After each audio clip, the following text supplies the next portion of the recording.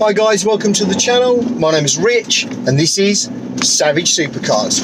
I hope you're having an absolutely awesome, fantastic weekend.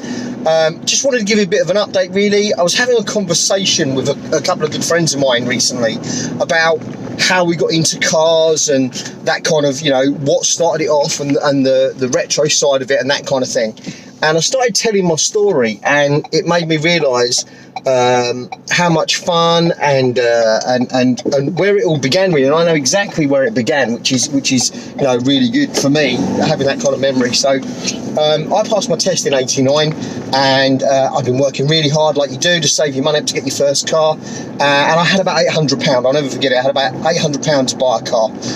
I ended up with a Mini, by the way, but that's not the story. So I went to the local garage in Faversham in Kent, which is near where I lived, and he had some sort of under £1,000 cars there, which were great. You know, I was looking at different bits and pieces, and obviously I wanted something quite small, but I wanted something a bit fun. And my first car, insurance was an issue as well, even back in those days.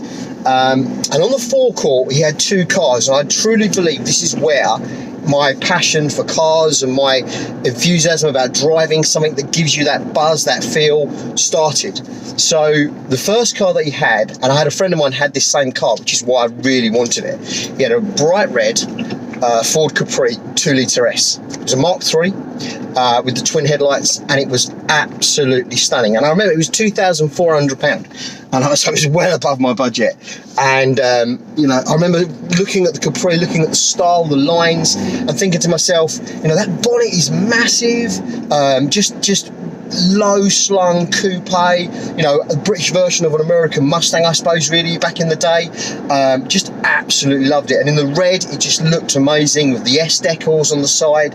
And the 2-litre S was the car to have at the time. This is before the 2.8s and the Tickfords and all the rest of it. This was just a stunning, stunning car. However, and I'd gone there to look really at this Capri because I knew it was there and it knew it was on the forecourt. What I didn't realise, it had a delivery, and next to it they had a Ford Escort XR3i in sunburst orange, and it was £3,000. Now, I had £800, so this is massively beyond my budget, but that XR3i started a massive fire inside of me to want something like that. I mean, it was absolutely amazing. I'd never seen anything like it, you know, as a modern day car. I'm not talking about the Lamborghini Countachs and the Ferrari Testarossas that we dreamed of. This was a day-to-day car that was in reach of most people. Not a 17 with an £800 budget, I admit, but for other people it was. The XR3i was there, and I remember it being £3,000, and I thought, oh my God, you know, how can I get this money for this car? It was just amazing. And that kind of started my passion, really, my thought process of wanting all these amazing cars. And as I say, it was like 1989, so it was kind of the pre-max power era, but it was getting there. So when I think about like my sort of like youth, if you like, of my friends and friends who had a bit more money and had better cars, you know, we had the Vauxhall Nova scenario. Everybody had a Vauxhall Nova. They put big wheels on it, they lowered it, they put the neon lights on it, they changed the grille on it. They couldn't really do much to the engine, a K&N air filter maybe, but everybody had it, and they were trying to do handbrake turns and donuts in these things and everything else. And then, like I say, you start stepping up to the XR3Is. And one of the cars that I really wanted was the Astra GSI. The Astra, you had the GTE, the GE, and you had the SRI. And I just, that square shape, not the rounded one that came in the 90s, but in the late 80s, you had the box roof square shape. Absolutely, what a car. And now, these are fetching sort of close to £30,000. So they're a real car to have now if you've still got one. I'm sure there'll be somebody somewhere that's got some. What an amazing car back in the day. And it was literally like you've had a fast forward. So I really wanted an XR2, not an XR2i. I liked, there was a 1986, I remember, it was a 1986 XR2. Two brothers owned it. One brother was an engine mechanic, one brother was a bodywork mechanic. And this car was immaculate, and it was just out of budget. It was just out of reach at the time, I remember. Oh, what a car. Bright red, pepper pot wheels, absolutely. Oh my God, I love that car. And then I had a couple of friends of mine, a very good friend of mine called Brett. He had a couple of XR3Is, and then went up to the RS turbos, and he had some really, his brothers were really into it, messing about, tweaking with engines. He had a couple of really stunning RS turbos, always white, really weirdly, always the white one, but they were stunning. Yeah, so you had the XR2s, the XR3Is, and then you had the Renault 5 Turbo, which was completely left field and changed everybody's opinion. And then you had the Gordini, didn't you? The Renault 5 Turbo Gordini, which stuck to the road like nothing on earth. I remember somebody doing a switchback country road at about 90 mile an hour, and it handled like a Scalextric's car. It just kept going and going and going and going and going. It was just absolutely ridiculous. The handling on that thing was crazy. And these were cars that were within reach, shall we say, of the average person. They weren't, you know, back in the day, 1989, I was probably earning £120 a week, something like that. So, you know, a 10 grand car was nowhere I could reach, but a 2.5, 3 grand car, if you put your money away, you could do it. So there were some amazing retro cars. And then, of course, the max power thing started, and Renault 19 came out, and you had loads of mods that you could do to that. They dropped the Renault 5, the Renault 19 came out. You had the Renault Clio Williams.